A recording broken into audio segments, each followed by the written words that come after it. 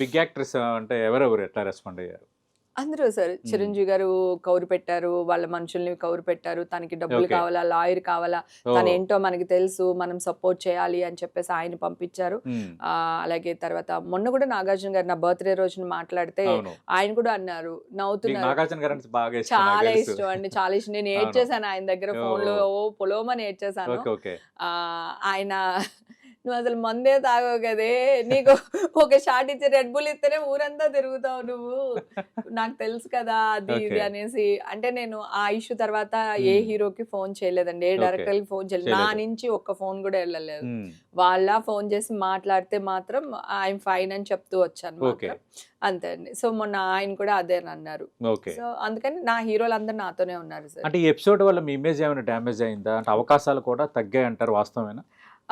Definite గా damage అయిందండి. Damage అవ్వకుండా ఎలా ఉంటది సార్? మ్మ్. ఏకంగాని ఎక్కడెక్కడికో వెళ్ళిపోయింది కదా సార్. పల్లెటూరులో, అవునవును. ఊళ్ళల్లో టీవీలు లేని రేడియోలు ఉన్న చోటుకే వెళ్ళిపోయింది సార్ రెండోది న్యూస్. సినిమా యాక్ట్రెస్ అంటే కొంచెం అవును.